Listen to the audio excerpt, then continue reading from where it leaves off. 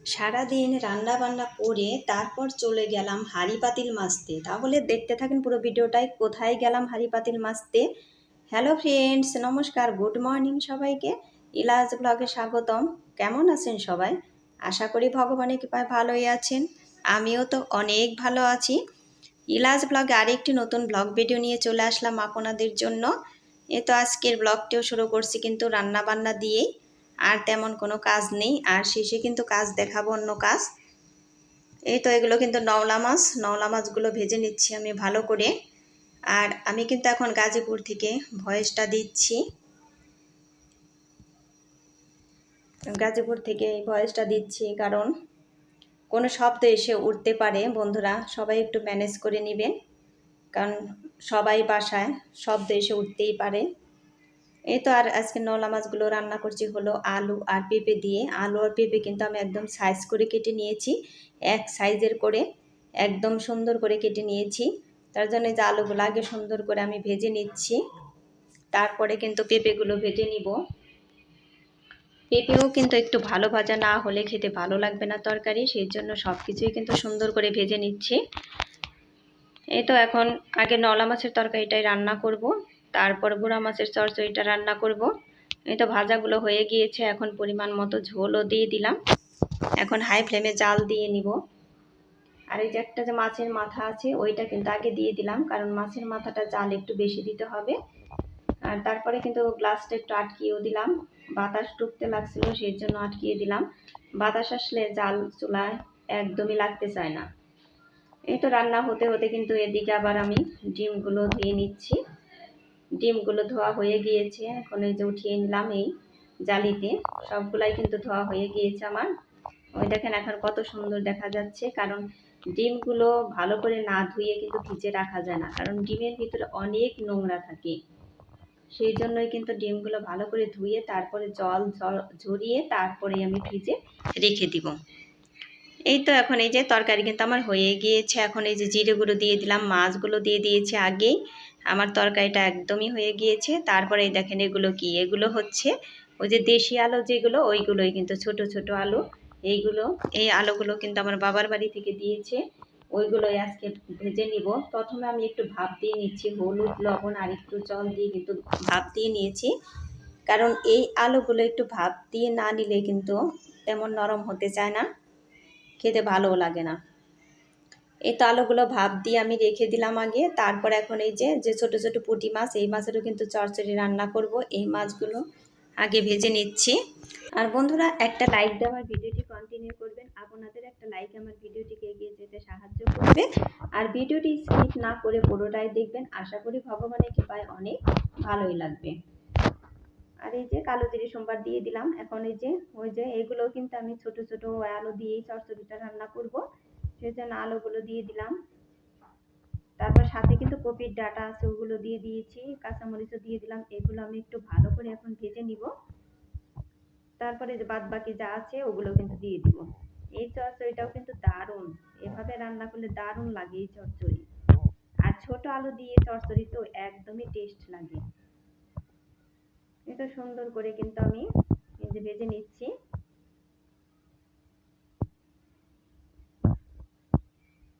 আর বন্ধুরা আমার চ্যানেলে নতুন হয়ে থাকলে একটা সাবস্ক্রাইব করে পাশে থাকা বেল আইকনে ক্লিক করে দিবেন, তাই নোটিফিকেশন চলে যাবে সবার আগে আপনার কাছে। আর ভিডিওটি যদি একটুকু ভালো লেগে থাকে তাহলে বন্ধুরা যে যেখান থেকে দেখেন, দেশে কিংবা দেশের বাইরে, সেখান থেকে একটা সুন্দর করে কমেন্ট করে দিবেন আর বন্ধুদের মাঝে ভিডিওটি শেয়ার করে দিবেন। এই তো চচ্চড়িও কিন্তু আমার হয়ে গিয়েছে প্রায়। জিরে গুঁড়ো দিয়ে দিলাম আর একটু চাল দিয়ে আমি নামিয়ে নিব। তারপরে আমি আলুগুলো কিন্তু ভেজে নিব। আলু ভাজায় তেল কিন্তু তেমন লাগে না, আর যেহেতু ভাপ দিয়ে নিয়েছি আরও কম কিন্তু লাগবে। কালো জিরে সোমবার দিয়ে দিলাম। এখন আলুগুলো আমি ভালো করে ভেজে নিব। এই আলুগুলো এতটাই টেস্ট লাগে, আমার তো একদমই ভালো লাগে, আর আমাদের ছেলে মেয়েদেরও কিন্তু খুবই ভালো লাগে। আমি ওগুলো কিন্তু গাজীপুর নিয়ে যাব ছেলে মেয়েদের জন্য, ওরাও তো দেখে খুবই খুশি হয়েছে যে আমাদেরকে ভেজে দিও, নিয়ে আসার পর আমাদের ভেজে দিও আমরা খাবো। এই দেখেন এখন দেখেও কিন্তু আমার একটু লোভ হচ্ছিল, এখানে আমার কিন্তু খেতে ইচ্ছে করছিল। আমার এই ভিডিওটা কিন্তু কয়েকদিন আগে, কিন্তু কয়েকদিন পরে আমি ছাড়ছি, মাঝখানে 2 দিন আবার ভিডিও ছাড়া বাদ গিয়েছে, সেই জন্য কিন্তু জমা হয়েছিল।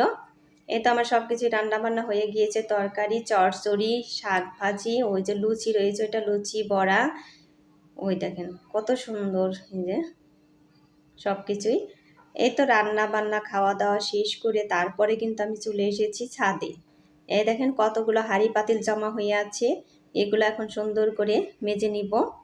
হাঁড়ি পাতিল এগুলো হচ্ছে ওই যে শিবরাত্রি যে গেল ওই পূজার হাঁড়ি পাতিল, কিন্তু ওটা তো কয়েকদিন আগেই গিয়েছে, তখনই কিন্তু এগুলো মেজেছি। এই ভিডিওটা কিন্তু আজকে ছাড়বো আমি। অনেকগুলো হাঁড়ি পাতিলে কিন্তু এখানে জমা হয়েছে, সেগুলো কিন্তু আমি সুন্দর করে এখন মেজে নিচ্ছি। আর এই পাতিলটা কিন্তু স্টিলের পাতিল, এই দেখেন কত সুন্দর পাতিল এটা।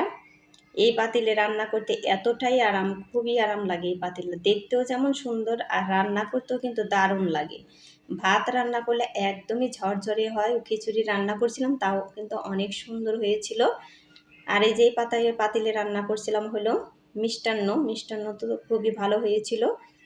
সব কিছুই আমি এখন সুন্দর করে মেজে তারপরে কিন্তু আমি ভালো করে ধুয়ে নিব। দেখেন তো বন্ধুরা, সব কিছু কিন্তু আমার একার হাতেই কিন্তু করতে হয়েছে, কারণ কি করব, আমি তো একাই বাড়িতে, সেই জন্য কিন্তু আমারই করতে হয় এগুলো। সব কিছু করার কিছুই নেই। সারাদিন রান্না বান্না করে তারপর কিন্তু চলে এসেছি এই তো ছাদে। দেখেন দোতলায় থেকে ছাদে এসেছি, 3তলার ছাদে কিন্তু এসেছি এগুলো মাজার জন্য। কি আর করব, এগুলো যদি আমি বাথরুমে ভিজিয়ে রাখি তারপরেও কিন্তু বাথরুম নোংরা হয়ে যায়।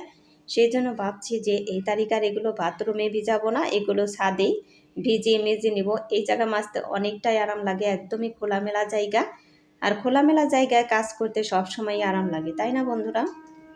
আমার তো একদমই ভালো লাগে। সবগুলো কিন্তু সুন্দর করে মেজে নিয়েছি, তারপর ভালো করে কিন্তু ধোয়াও হয়ে গিয়েছে। এখন আরেক ধোয়া দিয়েই কিন্তু আমি ওই রোদে দিয়ে দিব। আর এই যে প্লাস্টিকের ডালা, এগুলো কিন্তু খুবই ভালো। এগুলোতে কিন্তু অনেক কিছু রাখা যায়, ফুল টুল রাখা যায়, সব কিছুই কিন্তু সুন্দরভাবে ধুয়ে নিচ্ছি এগুলো। দেখেন একটা পূজা করতে গেলে কত কিছু লাগে আমাদের, তাই না? পূজা ছোট হলেও যে সব জিনিস লাগে, বড় হলেও কিন্তু সেই সব জিনিস লাগে। নয় বড় পূজা হলে একটু আয়োজন বেশি করতে হয়, তাই। তাছাড়া জিনিস তো সব কিছু একই লাগে। এই তো আমরা 2 জনে পূজা করছি, আমাদের কিন্তু পূজা ছোটই, তাই না? ছেলে মেয়েরা থাকলে আরও বেশি কিছু করা হতো, কিন্তু 2 জনের জন্য তো অনেক কিছুই আমাদের আয়োজন করতে হয়েছে, কারণ এগুলো তো পূজায় সব কিছু দিতে হবে, সেই জন্য কিন্তু সব কিছু আয়োজন করা হয়েছে। আর বন্ধুরা, আমার ভিডিওটি যদি একটুকুও ভালো লেগে থাকে তাহলে আবারও বলে দিই, লাইক কমেন্ট শেয়ার করবেন। আর নতুন বন্ধু হয়ে থাকলে সাবস্ক্রাইব করে দিবেন। আর ভিডিওটি স্কিপ না করে পুরোটাই দেখবেন, আশা করি অনেক ভালোই লাগবে ভিডিওটি। প্রথম থেকে একটু শেষ পর্যন্তই কষ্ট করে দেখে নেবেন। এই তো এটা হলো দুধের বোতল, এটাও কিন্তু নিরামিষভাবেই রেখে দিলাম, কারণ সব সময় নিরামিষভাবে কিন্তু পাওয়া যায় না, সেই জন্য রেখে দিলাম আমি। এখন এই যে এই সাইডে যে পিলারের সাথে কিন্তু আমি উপর করে করে দিয়ে দিব। এখন এই যে এটা ধোয়ার বাকি ছিল একটু, একটা আরেকবার ধুয়ে তারপরে কিন্তু এটাও দিয়ে দিব। আর আমি কিন্তু বেশি কাজের ভিডিও এখন করতে পারছি না, যা করছি এগুলোই কিন্তু আমি আপনাদের দেখাচ্ছি। কি আর করব, এই সব কাজই কিন্তু করছি। এই যে এখন এক এক করে কিন্তু এই যে এই ছাড় দিয়ে আমি সব উপর করে করে দিয়ে দিব।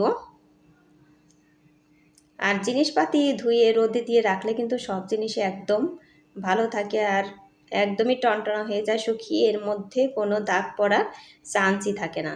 সেই জন্য কিন্তু এই যে আমি ছাদে এভাবে দিয়ে দিই। আর আমাদের ছাদটাও কিন্তু মোটামুটি অনেকটাই সুন্দর, ছাদে ছড়াতেও কিন্তু একদমই ভালো। আমাদের ছাদ আবার এই যে টাইলস পেতে দিয়েছে, সেই জন্য কিন্তু আরও ভালো লাগে। এই তো তারপর এই ফুল গাছও কিন্তু জল দিয়ে নিচ্ছি, কারণ ফুল গাছও তো অনেকগুলা, 3 তলায় কতগুলা, 4 তলায় কতগুলা, এতগুলা ফুল জল দিতেও কিন্তু অনেকটাই পরিশ্রম হয়। তারপরেও কি করব, দিতে তো হবেই। আর এখন কিন্তু জল প্রতিদিনই দিতে হচ্ছে, তা না হলে গাছের গোড়া একদম শুকিয়ে গিয়ে যাচ্ছে। সবাই ভালো থাকবেন, সুস্থ থাকবেন এই কামনা করে ভিডিওটি শেষ করছি।